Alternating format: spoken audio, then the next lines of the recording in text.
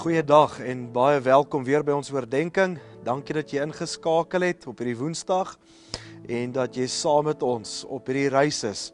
Ons is hierdie week besig om te kyk na 'n teks in Lukas 18 waar Jesus met ons praat oor twee goed. Hy praat met ons oor nederigheid en oor hoogmoed en hy nooi ons uit om 'n lewe van nederigheid te leef, om ons arrogansie en ons hoogmoed te los en net in nederigheid te wandel. Nou, in Lukas 18 praat Jesus oor mense wat op ander neergekyk het, en ek dink vandag is dit so relevant in ons kultuur. Ons is eintlik die heeltyd besig om te vergelyk, om op mense neer te kyk. Jy weet, want ons kyk na sosiale status, ons kyk na opvoeding, ons kyk na al die goed, en eintlik wat ons doen is, ons sit 'n punt op iemand se kop, en ons kyk neer op mense, en Jesus nooi ons uit en sê, moenie neerkyk op ander nie, aanvaar jouself, aanvaar ander, en leef in nederigheid. En dan vertel hy hierdie gelykenis van 'n tollenaar en 'n fariseer, wat albei na die tempel toe gaan om te bid, en hulle verskillende reaksies. Gister het ons gekyk na die fariseer se reaksie, en vandag kyk ons so 'n bietjie na die tollenaar se gebed. Ons lees saam in Lukas 18 vers 13. Die tollenaar het op 'n afstand bly staan en wou selfs nie na die tempel, na die hemel, opkyk nie.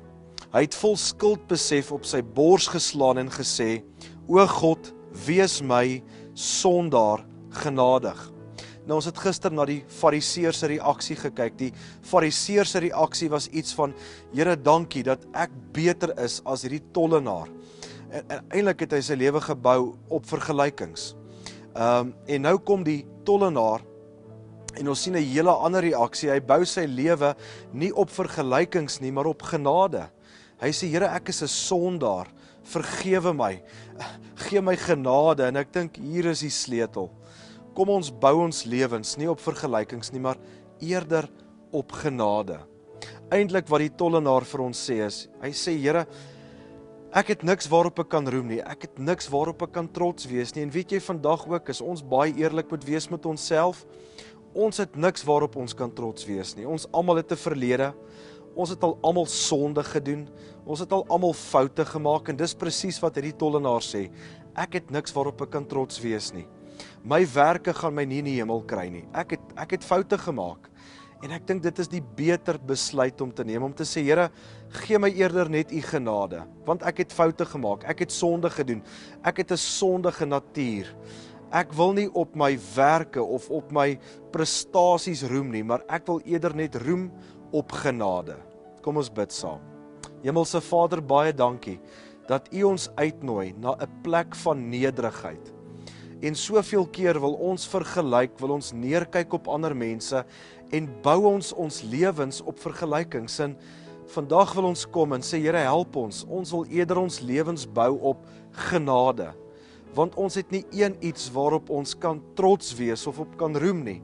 Ons het al almal foute gemaak. Maar dankie vir u genade.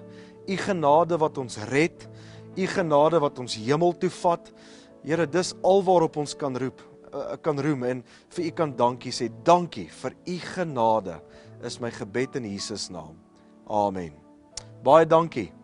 Mag jy 'n goeie dag verder beleef, en mag jy regtig beleef hoe die Here jou vandag lei na 'n plek van genade, na 'n plek van nederigheid. Ons sien mekaar weer môre. Totsiens.